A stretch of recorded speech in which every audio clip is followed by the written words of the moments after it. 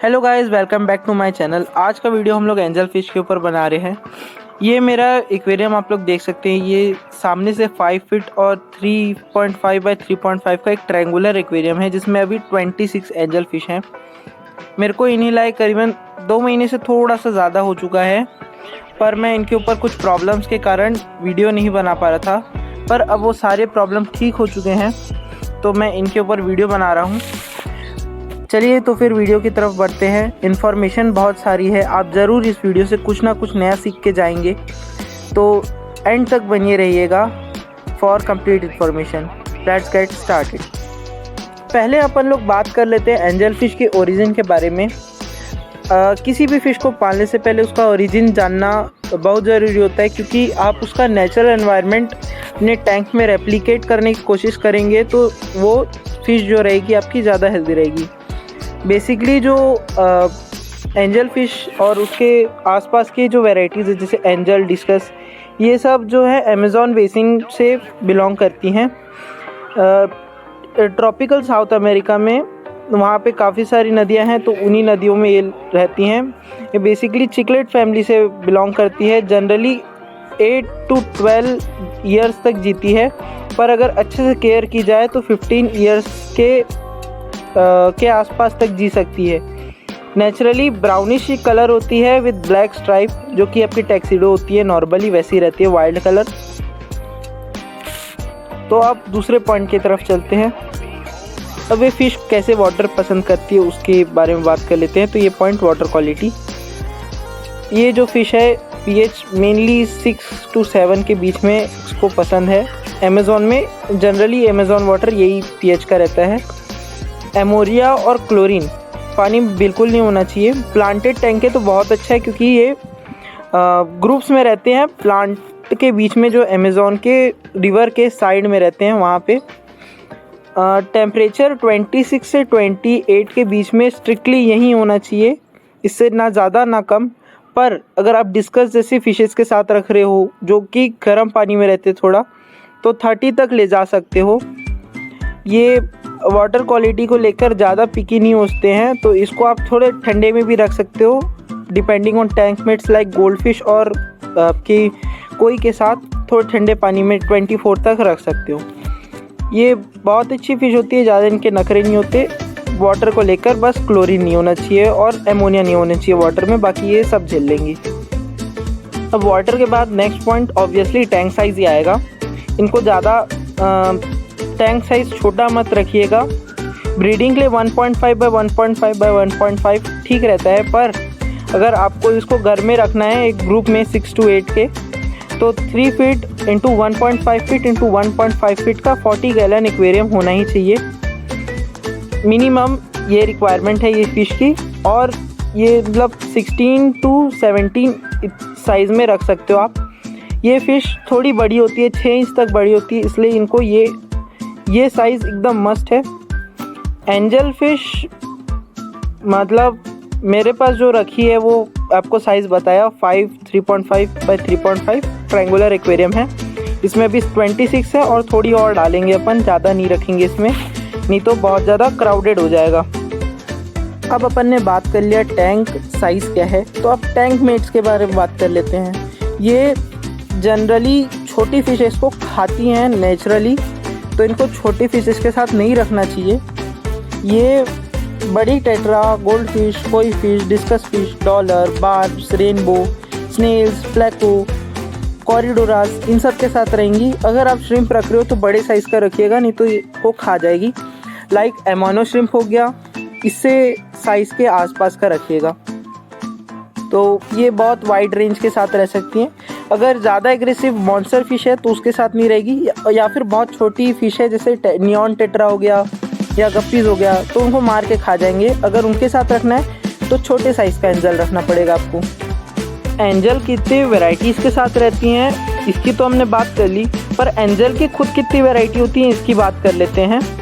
इनमें जनरली आपको 16 to 20 natural colours मिल जाएंगे, जो कि बिना किसी हार्मोन्स के बनाए जाते हैं, और करीबन 20 और 4-5 तो ऐसे अलग से कलर आते हैं जो मेरे जानकारी में नहीं होंगे या नए आए होंगे। मेनली इसमें कुछ कलर मैंने देखे हैं, रेड काप देखा है, मार्बल देखा है, कोई मार्बल देखा है, लेपर्ड देखा है, ब्लू देखा है, ऑल्टम फिश देखी है इसमें, और tuxedo, platinum, jet black, etcetera etcetera बहुत सारे कलर आते हैं इसमें। तो मेरे पास जो कलर है मैं आपको स्क्रीन पे एक फ़ोटो और उसके नाम दिखा रहा हूँ, आप देख लीजिए। और इसमें कुछ और वैरायटीज़ नई ऐड होती रहती हैं, क्योंकि मिक्स ब्रीडिंग और सिलेक्टिव ब्रीडिंग के थ्रू नए बनते रहते हैं, या हार्मोन के यूज़ करके इनमें कुछ नए कलर ऐड किए जाते हैं। तो उसका मैंने नहीं बताया है, वो आपके एरिया में आप देख लीजिए आपको कैसा मिलेगा एंजल फिश। अब थोड़ा इसके बिहेवियर के बारे में बात कर लेते हैं। किसी भी फ़िश का बिहेवियर जानना ज़रूरी होता है, क्योंकि उसका दूसरे टैंक मेट्स के साथ कंपैटिबिलिटी उस पर ही डिपेंड करता है। ये मिड एग्रेसिव फ़िश होती है, ज़्यादा एग्रेसिव नहीं होती, कम भी एग्रेसिव नहीं होती।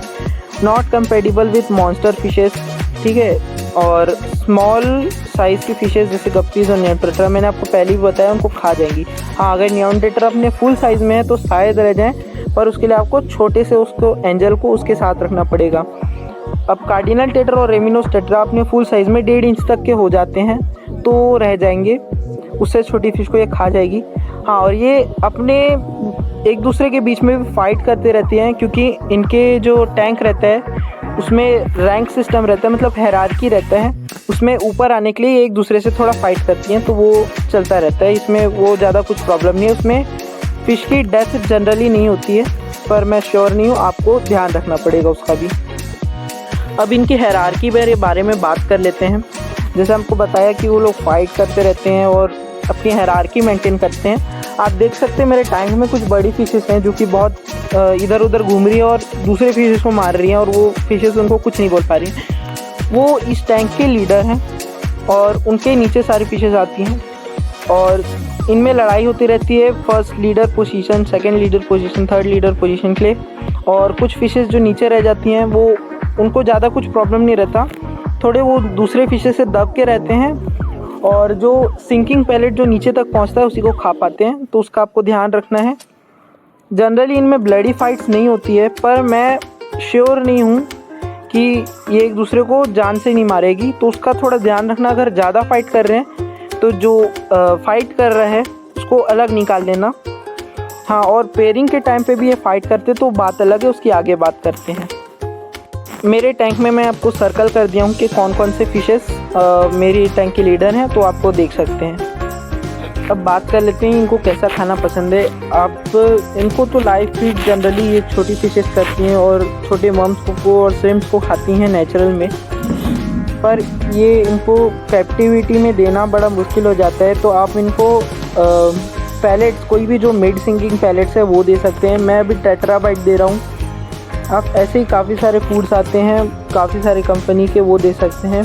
टेट्राबाइट मेरे को पर्सनली बहुत अच्छा लगता है, क्योंकि वो एक ट्रस्टेड ब्रांड है मेरे लिए, इसलिए मैं वो दे रहा हूँ। आप इनको लो क्वालिटी फूड मत दीजिए और ऐसा फूड दीजिए जो छोटे हों, इनके माउथ में एक ही बाइट में आ जाए, इस साइज़ का फूड दे। और इसके अलावा लाइव फीडिंग में आप इनको बहुत कुछ दे सकते हैं, ये ज़्यादा पिकी नहीं होती है लाइव फीडिंग को लेकर।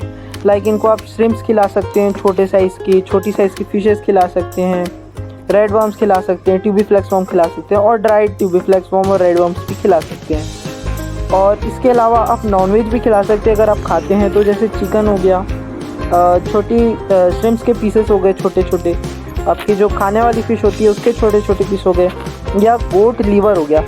और इस बात का ध्यान रखना कि अगर आप कोई भी रेड मीट खिला रहे हो तो उसमें बीच बीच में वाइट पार्ट होता है, वो फैट होता है। फ़िश को फैट की ज़रूरत नहीं रहती, तो वो मत खिलाइएगा। तो यही था बस इनके खाने में। और कैरेट और पीस, स्पेनिश जैसी वेजिटेबल को अगर आप बॉईल करके फाइनली चॉप करके दोगे तो वो भी खाएगा। ज़्यादा पिकी नहीं है ये, कुछ भी खाने की आदत डालो ये लोग खा लेते हैं। तो अब आते हैं ब्रीडिंग के ऊपर। मैंने इसकी ब्रीडिंग आज तक कभी ट्राई नहीं की है। हाँ, मैं जल्दी करूँगा, क्योंकि मेरे टैंक में एक पेयर बन गया है। उसके लिए, उस वीडियो को देखने के लिए आप मेरे चैनल को सब्सक्राइब कर लें। अगर ये वीडियो इन्फॉर्मेटिव लग रही हो तो वीडियो लाइक कर दें। बैक टू दी टॉपिक आते हैं। अब जो मेरे को इन्फॉर्मेशन पता है, मैंने कलेक्ट की है दूसरों से बात करके, वो बता देता हूँ ब्रीडिंग की। जनरली ये लोग एग पेयर बना के ही ब्रीड करना स्टार्ट करते हैं। जो मार्केट से खरीदे पेयर रहते हैं वो टूट जाते हैं और या फिर जो मेल और फीमेल अलग से छोड़ के जो पेयर बनाया जाता है वो उतना स्ट्रॉन्ग नहीं रहता है और एक दूसरे के अंडे खा जाते हैं। तो पेयरिंग करते हैं ये लोग। मेरे टैंक में आपको पेयर दिख रहा होगा, वो मैं सर्कल कर दिया हूँ, उसको मैं निकाल के अलग से ब्रीड करूँगा। ये एग लेइंग फ़िश होते हैं, पेयर बना लेते हैं, अलग हट जाते हैं और मार मार के दूसरे फिशेस को वहाँ से हटाते रहते हैं। अपना एक टेरिटरी बनाते हैं छोटा सा, उसके अंदर वो एग ले करते हैं। उसके बाद ये फ़िश को निकाल के अलग टैंक में ब्रीड कराया जाता है। ये अपने बच्चों का जब तक वो इंडिपेंडेंट नहीं हो जाते तब तक केयर करते हैं और उसके बाद अलग हट के वापस से ब्रीडिंग करना चालू कर देते हैं। तो यही इन्फॉर्मेशन मेरे को पता है, मैं जल्दी ब्रीड करूँगा और आपको इसके ऊपर अपडेट भी दूँगा। तो प्लीज़ मेरा चैनल सब्सक्राइब कर लीजिए उसके लिए। अब सेटअप भी बता देता हूँ जो ब्रीडिंग के लिए ज़रूरी रहता है। इनको minimum 1.5 feet into 1.5 feet into 1.5 feet का एक क्यूब टैंक लगता है मिनिमम। इससे बड़ा भी दे सकते हैं, ज़्यादा बड़ा देना भी ठीक नहीं रहता है क्योंकि फिर जो एग की केयर जो पेरेंट्स करते हैं और आपको जो एक्सटर्नल केयर देनी पड़ती है वो दे नहीं पाएंगे, ना एंटी फंगल ट्रीटमेंट कर पाएंगे एग्स के लिए। तो ज़्यादा बड़ा टैंक नहीं, मीडियम साइज़ का टैंक जो मैंने बताया वो ठीक रहता है। और एक ब्रीडिंग के लिए जगह लगता है, एक ड्रिल फूड का पीस या 30 डिग्री पे एक टाइल या ब्रीडिंग कोन जो डिस्कस के लिए यूज़ होता है वो भी यूज़ कर सकते हैं। उस पर लोग एग ले करते हैं। तो ज़्यादा कुछ अभी मेरे को पता नहीं है तो इस बारे में ज़्यादा बात नहीं करता हूँ, आगे बढ़ते हैं।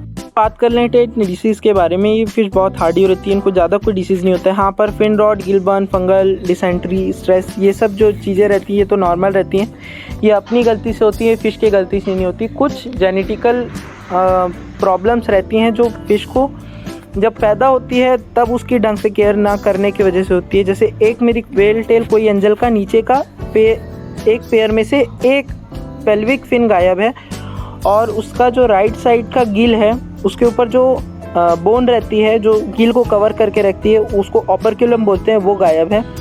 और एक अब फ़िश मेरी जो है पॉइंट आउट नहीं कर पा रहा हूँ, वो ढूंढना पड़ेगा। उस फ़िश के जो हेड है उसमें जो बम्प रहता है वो नीचे की तरफ आर्क बना हुआ है, पर वो होल ऑन हेड नहीं है। वो जो बीमारी अलग है, वो जेनेटिकल है, जो कि यंग एज में जब फ़िश जस्ट एग से निकले रहते तब ढंग से केयर नहीं की जाए तो होती है। उसके लिए आप कुछ नहीं कर सकते। अब जो डिसीजेस बताइए उनका क्योर बता देता हूँ। ज़्यादा कुछ नहीं है, फंगल इन्फेक्शन, फिन रॉट और गिल बर्न के लिए मिथिलीन ब्लू और रॉक सॉल्ट प्लस थोड़ी सी केयर से वो ठीक हो जाता है। अलग हॉस्पिटल टैंक में करना, ये कॉमन टैंक में जो आपका बागी फिशेस है उसको थोड़ी प्रॉब्लम हो जाएगी, अलग से टैंक में निकाल के इसका ट्रीटमेंट होता है। डिसेंट्री के लिए गार्लिक जिंजर का जूस आप इसके दाने में जो पैलेट फूड रहता है जो आप देते हैं उसमें डाल दीजिए, थोड़ा सा सूखने दीजिए तो वो पूरा अंदर एब्जॉर्ब हो जाएगा, उसको खिला दीजिए। वो आप सारी फिशेस को कम्युनिटी टैंक में भी उसका ऐसे ट्रीटमेंट कर सकते हैं। और स्ट्रेस के लिए वाटर चेंज और बहुत सारी केयर से वो ठीक हो जाती हैं, उसमें कुछ खास नहीं है।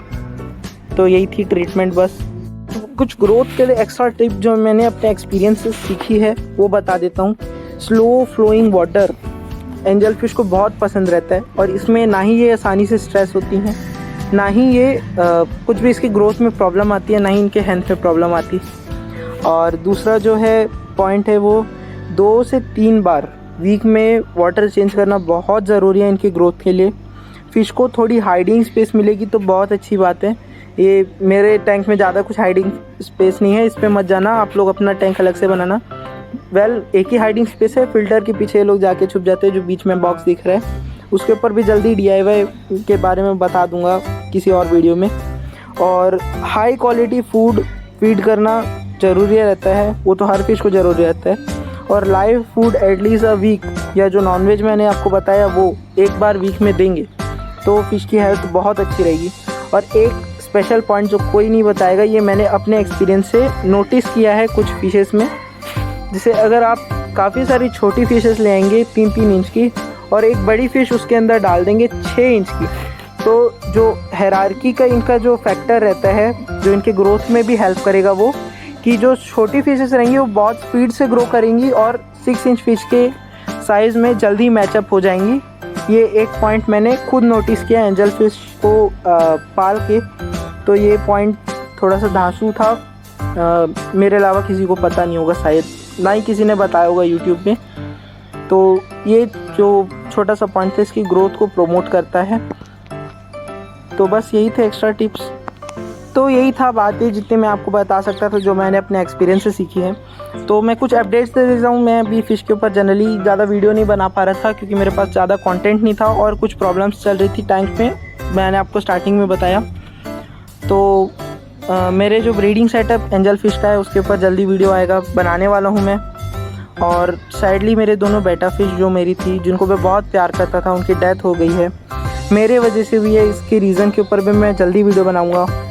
ये जो मेरी बेटा फ़िश की डेथ हुई थी उससे मैं बहुत ज़्यादा सैड हो गया था, तो मेरे को इस टॉपिक पे वीडियो बनाने का मन नहीं कर रहा था। ये भी एक रीज़न है कि मेरी वीडियो लेट हो रही थी एंजल फ़िश के ऊपर, तो उनका भी मैं डेथ का रीज़न आपको बताऊंगा। और जो मैंने आपको बेटा फ़िश कलेक्शन का प्रॉमिस किया था जिस वीडियो में, जिसके की लिंक डिस्क्रिप्शन में है, वही बेटा फ़िश केयर के वीडियो में मैंने ये प्रॉमिस किया था, वो भी जल्दी होने वाला है। मैं अभी 11th में हूँ, तो मेरे को हर चीज़ करने से पहले घर वालों से परमिशन लेना पड़ता है। तो परमिशन 50-50 हो गया है। जैसे ही होता है मैं आपको अपडेट करता हूँ। If you like the video please press the like icon. If you like this video please press the thumbs up icon. अगर आपको ये वीडियो इन्फॉर्मेटिव लगी हो तो ये आप अपने दोस्तों के साथ भी शेयर करें और मेरे चैनल सब्सक्राइब करें pets, plants and fishes related videos के लिए। मैं गारंटी देता हूँ हर एक वीडियो में आप कुछ ना कुछ नया सीखेंगे। मेरे बहुत एक्सपीरियंस किया है ये सब चीज़ें, तो मैं आपको अपने एक्सपीरियंस से वीडियो बना के दूंगा। तो यही थी कुछ request. Thanks for watching. Stay tuned for next video.